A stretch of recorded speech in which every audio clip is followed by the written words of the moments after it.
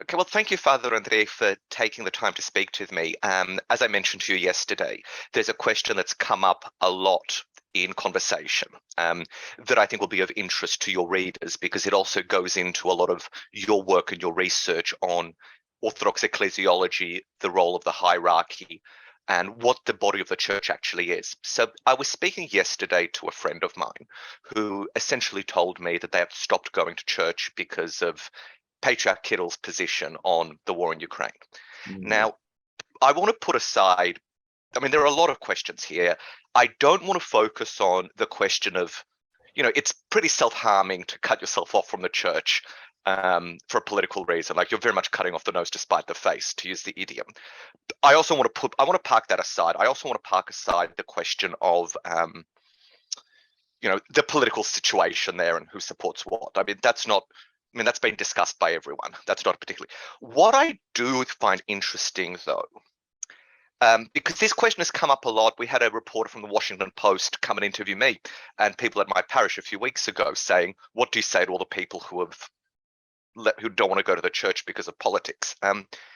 That there is a fundamental ecclesiological question about the role of the patriarch, the role of bishops, that maybe people don't understand. Like, when I was speaking to my friend, they essentially had this sort of Catholic hierarchical model of the patriarch essentially being the supreme ruler, and everyone has to listen to him. So if you disagree with a patriarch, you cannot be Orthodox and you cannot be part of the church.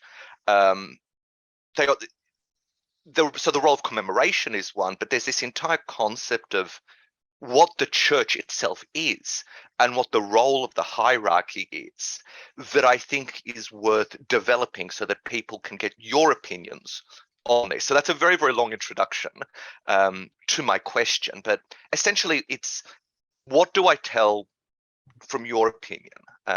If you ignore politics, if you ignore the situation, but what's your response to people like the friend I was speaking to yesterday about the role of the patriarch, the role of the church, and how it affects us in our church life? Thank you, Timothy, for reaching out to me regarding this very sensitive issue and question. Was also asked who attended church yesterday. They heard a multiple number of times the name of several bishops during the church service. And that demonstrates our Orthodox ecclesiology, that whatever priest does, he does this with having a license, a carte blanche from his bishop. Basically, priests, they are bishop's hands. So bishop trusts them, they have confidence, but also priest or deacon, they remind whose church is this, and this church is within responsibility of a ruling hierarch, of a ruling bishop. So Orthodox Church is very bishop-centered, right? And this ecclesiology is demonstrated through commemoration. There is a particular piece of ecclesiastical legislation which is called Canon 15 of the First and Second Council, because this council took place twice during the 9th century, to be precise, 861 in Constantinople. And that council dealt with aftermath of second iconoclasm. And during this iconoclasm, Orthodox resistance didn't often have hierarchs. And it took time to return things to the normal order of things, that basically monks would obey their abbots and church life would be regularized after church became Orthodox once again. So this canon prescribes specifically that metropolitans should commemorate their patriarchs and bishops should commemorate their metropolitans, and priests and deacons, they should commemorate their local bishops. So, the only reason why it can be done, this basically, this sign of subordination, this chain of command can be broken when a hierarch preaches heresy, which had already been condemned by council. It's pretty hypothetical situation, We can talk a lot about this. I'm going to put it aside, but it boils down to the point of theological divergency or theological opinion that would be at least very new.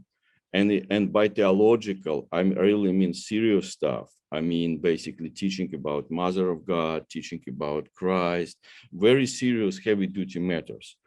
So, but even if this is the case, speaking of ecclesiology, we are conciliar church. Let's say, God forbid, something like that happened. You're totally faced with this unpleasant dilemma to stop commemorate your bishops. It's only a temporary measure, because you are still required to bring the matter to a trial. You are still required to further development. You only do it as an emergency, basically sign as your SOS thing. So it's not like you are done with commemoration and then you live your happy life afterwards. And the Russian Church Abroad case is a very clear illustration. So sometimes there are situations when that church in Ukraine, I believe, faces right now, which found itself between hard place and a rock when they have to do this, to cease commemoration. But I do believe that when time permits, they will settle their differences with the Russian church. Not they really done forever. It might look like that, but from my angle, I don't think that's going to happen, because I strongly believe their leaders, their bishops, they are church-minded people, and that's what a church-minded person would do. So that's one thing to start. Do you need me to clarify anything regarding regarding what I said? Do you have the further question? I mean, and I think there are several follow-up questions, but I think one of the interesting things is that there is this tendency with some Orthodox which is almost like a Protestant mindset of, oh, I don't like what this bishop has said, therefore I'll go and start my own church. I'll just go into schism and start my own church over minor disagreements, not serious doctrinal heresies, as you say. Like, the bar to stop commemoration is pretty high. Right. But we've got this Western sort of jurisdiction shopping mentality in the Protestant church that potentially has infected Orthodoxy in some ways. So you have potentially on one extreme the sort of Catholic model, which isn't conciliar. You've got the papal monarchy on one side, on one extreme, and on the other side you have this sort of Protestant mentality of, oh, I'll just pick what I like. I'll just pick, oh, I don't like what this jurisdiction has done, so I'll go to another jurisdiction, and then next week I'll go to another jurisdiction, which is like the actual Orthodox approach is very much a middle way between these. But in terms of the commemoration of the Patriarch, and I think my sort of further question is, how would you best describe the role of the Patriarch, or the role of the first hierarch, or we say first amongst equals? What exactly does that mean? Like, I know we had a comment by Metropolitan Mark when we were in Serbia about his concern of over-centralization in Russia and Moscow, and it's no longer the diocesan bishop driving things in their diocese, but there's a concern of excessive centralization. I hope I'm not misquoting Metropolitan, but that was roughly, I think, what he said. I do remember what you are referring to. Yeah. You're right. So, like, what for people? How would you best describe the role of a ruling hierarch of a autocephalous or autonomous church? Like, how does that fit into historically as well? Like, right. I believe this primacy among the equal comes also with, if somebody sits in the Orthodox Church, like in your parish, when Father Victor Potapov sits in the middle of the parish, it also demonstrates that he's in charge. So, I mean, yes, somebody, let's say a retired bishop, could show up, and out of respect, he would really nominate him the seat. But normally, this primacy at the table comes also with authority. So, in Patriarch, he elected by the Council of the Russian Church, All Russian Council, and he is accountable to this council. At the same time, he traditionally have special placed authority-wise and his voice is special. He is not really the fourth rank of hierarchy, because in pre-Petrine in Russia, they used to read the same prayer which is read for a deacon, priest, and a bishop, invocation of the grace, and they decided that a patriarch would also need this prayer, and that's why Patriarch Nikon felt himself very, very exceptional, that he is above every bishop.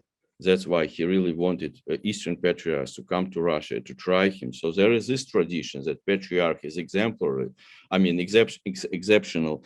And nowadays we don't really teach this theology, but I think practically there is a very exceptional role of a patriarch. It's a very exceptional role. And now we are seeing disagreement, like those Russian bishops of Moscow Patriarchate, not Russian Church abroad, but Russian bishops who were posted from Russia. They show disagreement with patriarch. So they show disagreement. And this is something we haven't really experienced after the fall of the communism, or maybe even before, because basically patriarchs, they were to some extent hostages of the hostile government in Russia.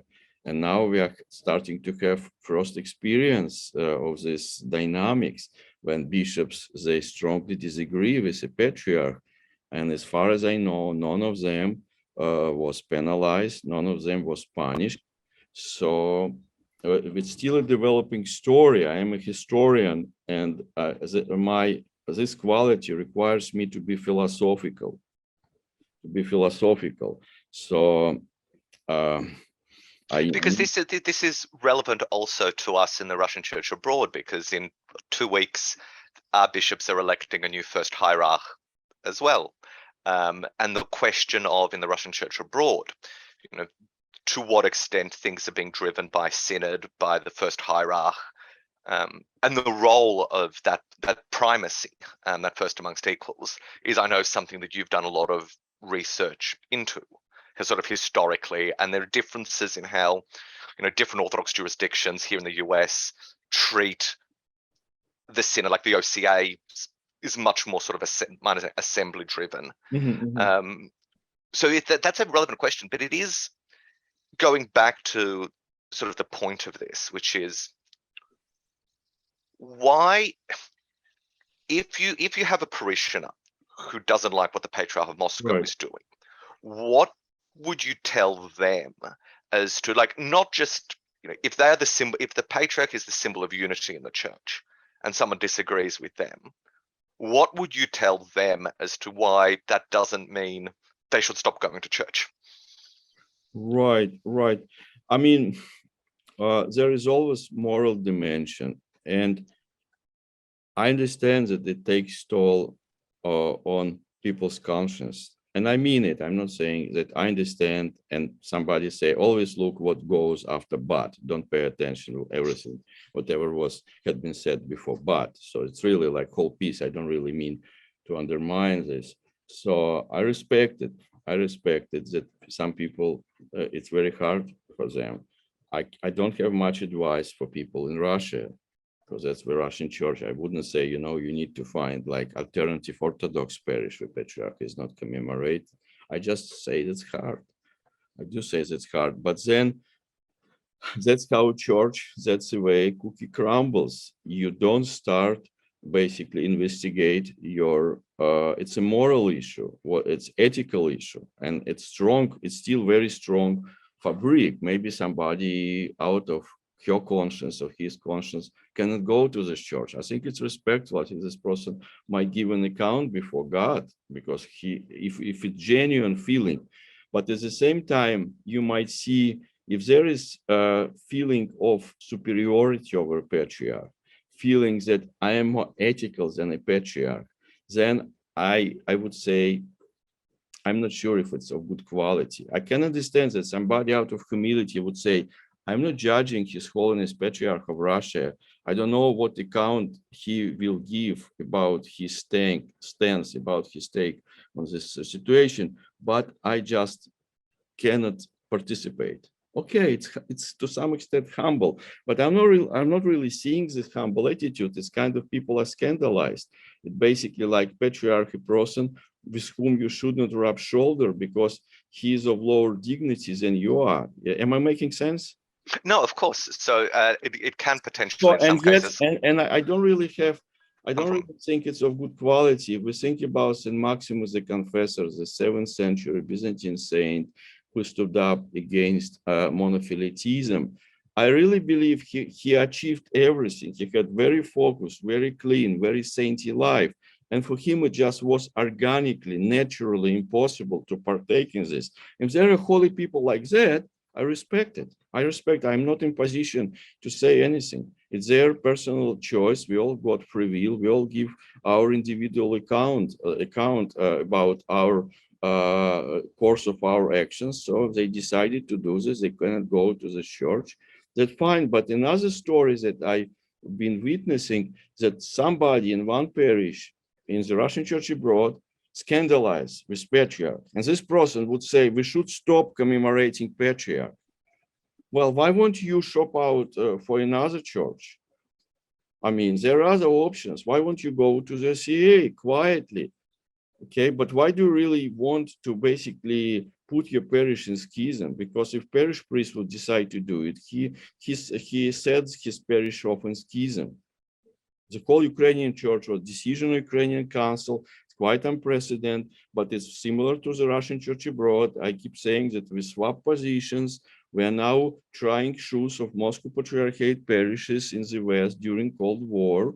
We are now seeing how they dealt with this, since they never ceased commemoration in London, in other places, in America during Cold War. So we are now trying to understand how things were from their perspective. So, and they more or less in Ukraine, like Russian church abroad was. So it's all developing story, but I think intuitionally, it would be better to stick with the church. I don't really think people will held accountable. I'm not God. Who am I? But I doubt that they will be accountable. That Christ would ask them as a dread judgment, how come you didn't really leave this church? Maybe he would ask people like, some people who are writing, doing things. Maybe, I don't know, that's my dilemma. Should I really speak more? Should I really be more supportive one way? I mean, supportive to the current situation, to be more open, to be more activist. But I'm not an activist, I'm a historian. So this is something, the struggle I'm dealing with. It's interesting that people seem to, often think of themselves as, St. Mark of Ephesus or some sort of a saint in opposing things.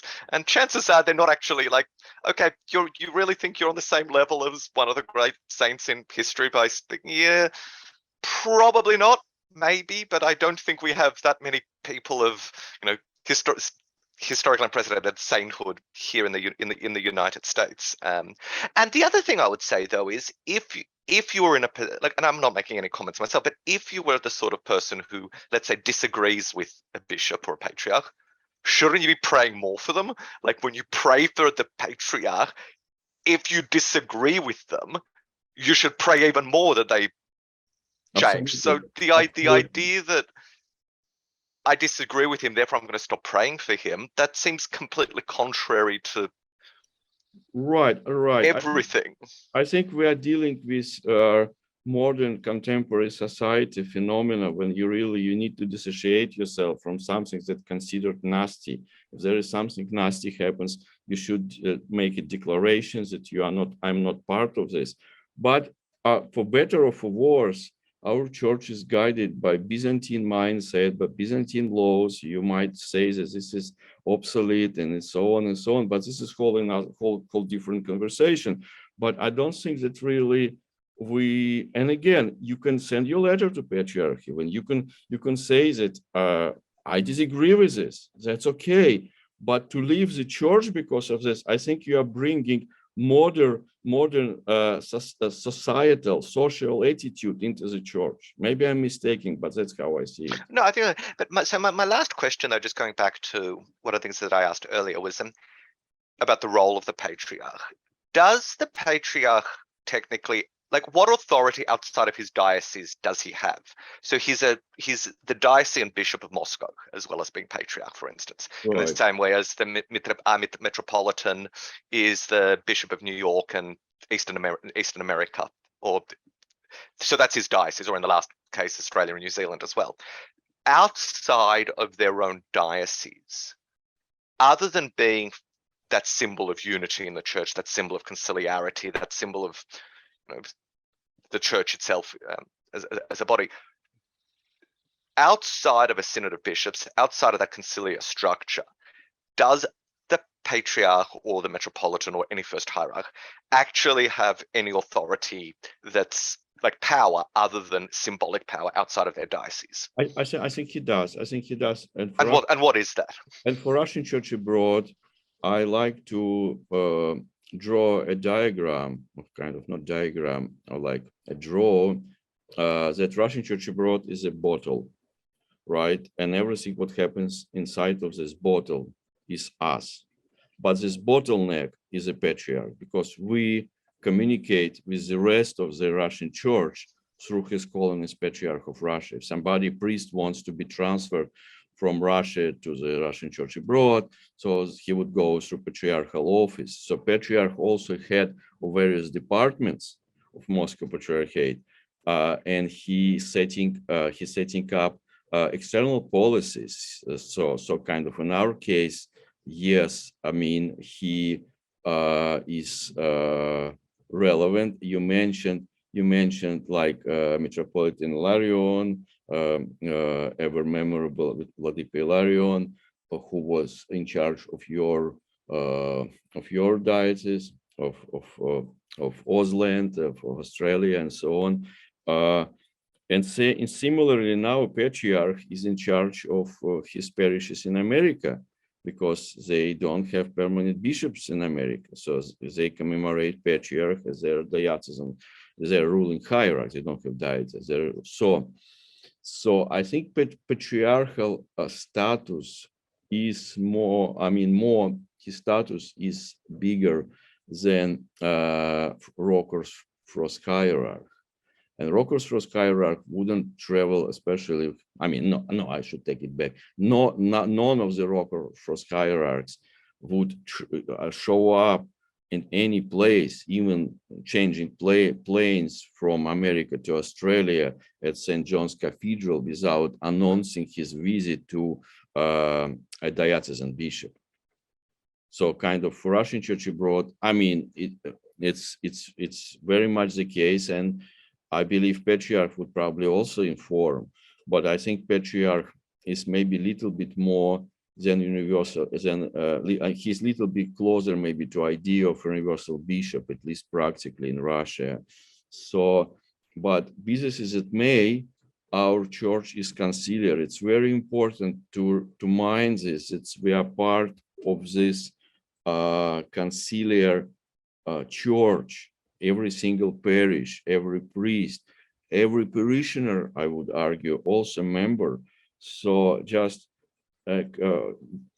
weight your options. Okay, you are not going to hear this name. You are not going to have all those terrible associations connected with this. You won't have all those things won't pop up in your head anymore. But do you want to remain Orthodox? Do you want to remain Orthodox practitioner? So what are your options then? Okay, maybe you wait and see until things will clarify. You pray, as you suggested, for Patriarch. You pray for your own self. That's one option. Yeah, I guess. Another option, just to think, am I responsible for Patriarch? So what am I doing? How am I sinning by going to this church where his name is commemorated? So if you are, if us, better to say, Orthodox people, I think we should ask questions like that maybe, because I'm afraid that other narrative is narrative taken from elsewhere inside.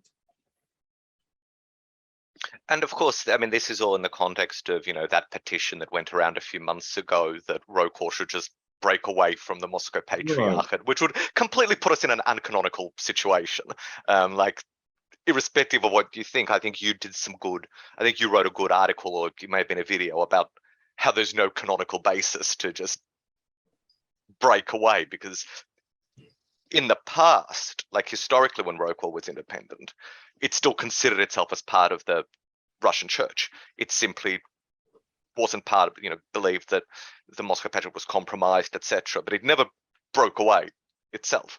Whereas for people, what people were calling for now, so that was the canonical basis. Whereas that's a very different situation now. You can't just break away and go into schism. Right. No, it's problematic. I don't think we have same reasons as people in Ukraine and church in Ukraine. So that found itself between a rock and a hard place, as I said.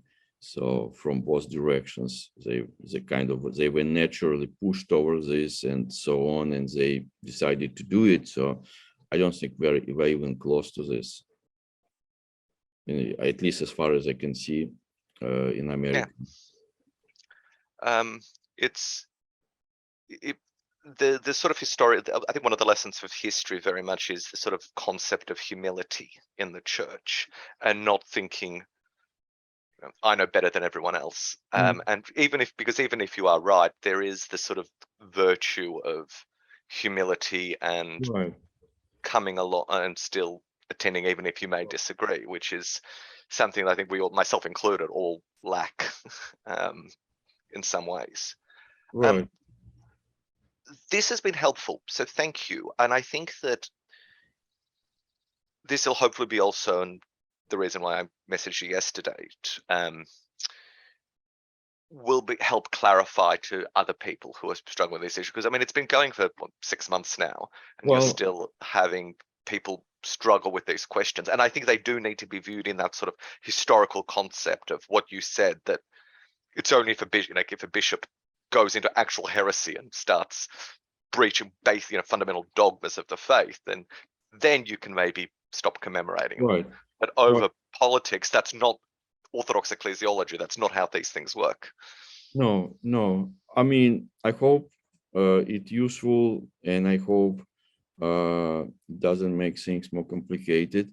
So thank you for talking to me, Timothy. So thank you as well, Father Deacon. It's always good to speak to you, and as you know, I very much appreciate all of your work. So thank you for responding. Thank you so much. I appreciate all your attitude and help. Thank you so much, Timothy.